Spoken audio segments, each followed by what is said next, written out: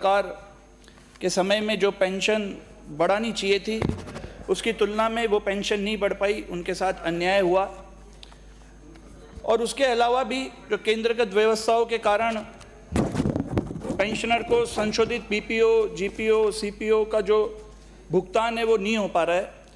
और जो प्रमुख समस्या है जो आज सीनियर सिटीजन्स की है उससे मैं अवगत आपको करवाना चाहता हूं कि पारिवारिक पेंशनर्स की जो जन्म तिथि है उसका निर्धारण न होने के कारण पेंशनर्स को 70, 75 की आयु पर देय अतिरिक्त भत्ते का तथा 80, 85, 90, 95, 100 वर्ष की आयु पर अतिरिक्त पेंशन के लाभ से वो वंचित हो रहे हैं।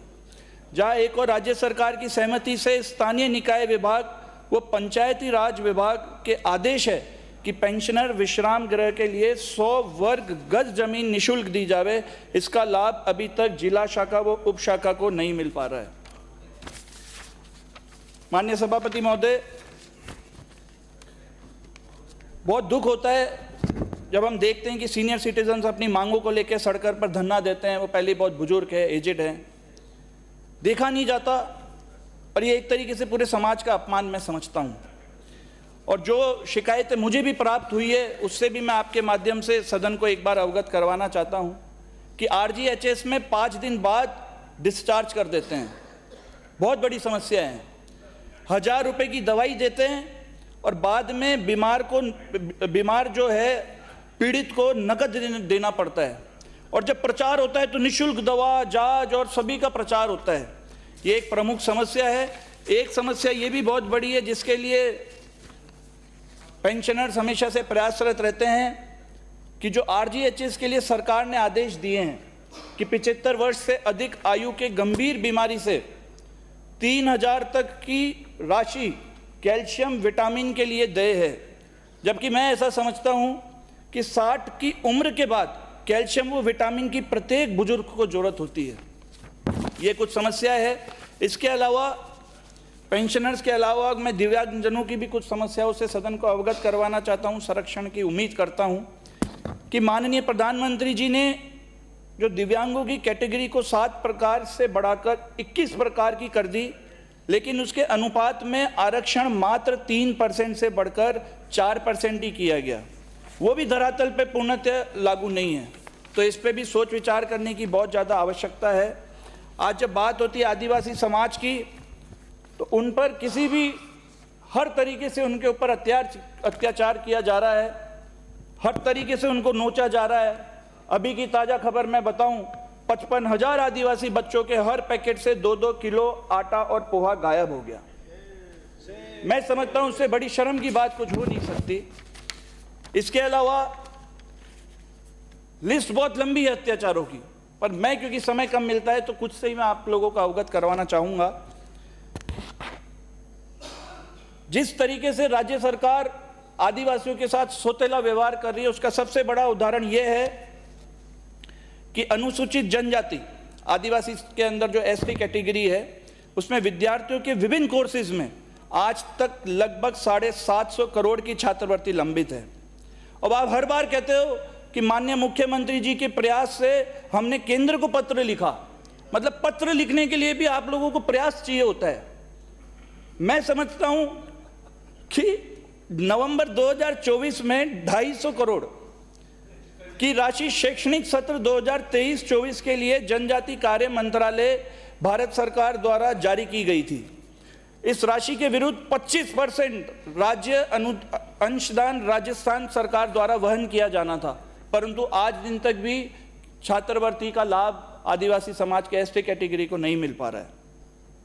और तो और इतनी बड़ी समस्या है कि बच्चों को पढ़ाई छोड़नी पड़ रही है, विद्यार्थियों छात्र छात्राओं को अपनी पढ़ाई छोड़नी पड़ रही है। वो अपना रुपया जमा नहीं करा पा रहे हैं, किसी से कर्ज ले रहे हैं और उनके जो सपने हैं किसी का डॉक्टर बनने का, आईएएस बनने का, आईपीएस बनने का, वो सपना बन के ही रह जा रहा है।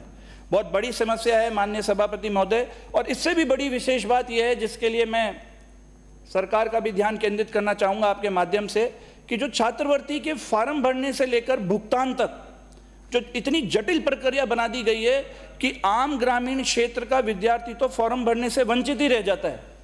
जब विद्यार्थी नियमित छात्र है, रेगुलर स्टूडेंट है, तो हर वर्ष छात्रवृत्ति का फॉर्म क्यों भरना पड़ता है? हर बार छात्रवृत्ति फॉर्म भरने से जो खर्चा उसको जो होता है छात्रवृत्ति फॉर्म का, वो 500 से लेकर 1000 रुपए तक का उसका खर्चा होता है। और फॉर्म भरने के बाद भी ये स्थिति है, इतनी बड़ी विडंबना है कि छात्र को छात्रवृत्ति नहीं मिल पा रही। तो आपका संरक्षण चाहिए माननीय सभापति महोदय। और मैं ऐसा समझता हूं कि आदिवासियों को, SC, SC, OBC को किसी भी प्रकार से उनको किस तरीके से उनका हनन, अधिकारों का हनन किया जाए, उससे आप हमारे को बचाएं। और लोकतांत्रिक और संवैधानिक अधिकारों का जो हनन हो रहा है, इससे आप हमारे को बचाएं, ऐसा आपके संरक्षण की हमें उम्मीद है। और जिस तरीके से राज्य सरकार निजीकरण कर रही है, 400 स्कूल बंद कर दिए, इंग्लिश मीडियम स्कूल जो गत सरकार ने खोले थे उसको भी बंद कर दिया, बिजली निजीकरण की तैयारी चल रही है, एन केन प्रकार जो भी निजीकरण हो रहा है उसमें मैं समझता हूं जो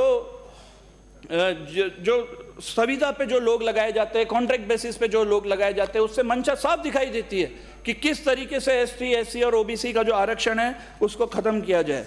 अभी अभी का ताजा उदाहरण, जिस प्रकार का हनन ये राज्य सरकार कर रही है आरक्षण के साथ, उसका ताजा उदाहरण अभी अभी पटवार भर्ती 2025 है। 2025 की पटवार भर्ती में जिस तरीके से ST, SC और OBC के आरक्षण को जो मिलना चाहिए था, जो सीट हमारे को मिलनी चाहिए थी, उसमें कम पद आरक्षित किए गए। और जो भारतीय संविधान द्वारा, ये तो एक अधिकार दिया हुआ है भारतीय संविधान द्वारा, तो मैं समझता हूं कि ये उस आरक्षण की सरेआम अवहेलना है और ये बिल्कुल भी किसी भी प्रकार से स्वीकार्य नहीं होगी।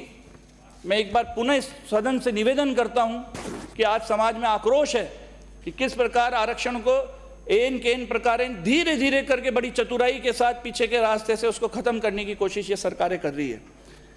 आपसे क्योंकि ये डिमांड है, तो मैं एक ये भी सरकार से मांग करता हूं कि जो हमारी विधानसभा पीपलदा में जो गरीब समाज है, एरवाल समाज है, मेघवाल समाज है, वाल्मीकि समाज है, बेरवा समाज है, SC के हैं, मैं वाल्मीकि समाज, आज भी भेदभाव होता है।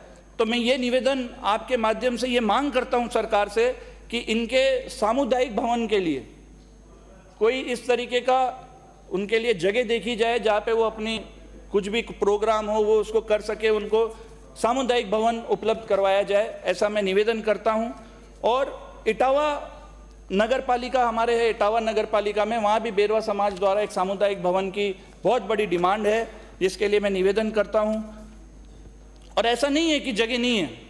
अभी अभी माननीय सभापति महोदय, मैं आपको अवगत करवाना चाहता हूँ कि इटावा के अंदर खुलेआम मेन रोड की 50 बीघा भूमि पे सरेआम अतिक्रमण हो रहा है।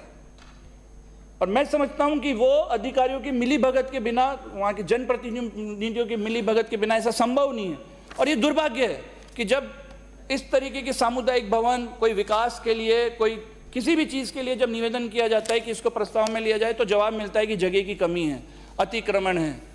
पर वजह इसके कि उस पर कोई भूमाफिया अतिक्रमण करे, सरकार को इस तरीके की योजना लेके आनी चाहिए कि जो गरीब समाज है उनके लिए वो सामुदायिक भवन की व्यवस्था करे। और साथ ही चले जाए तो कोरम ही खत्म हो जाएगा। साथ ही मैं ये भी निवेदन करना चाहता हूं कि हमारे नगर पालिका इटावा, पीपलदा विधानसभा में नगर पालिका इटावा होती है, वहाँ किन्नर समाज के लिए शमशान घाट, क्योंकि वो समाधि लेते हैं, उनके लिए कहीं पे भी व्यवस्था नहीं है।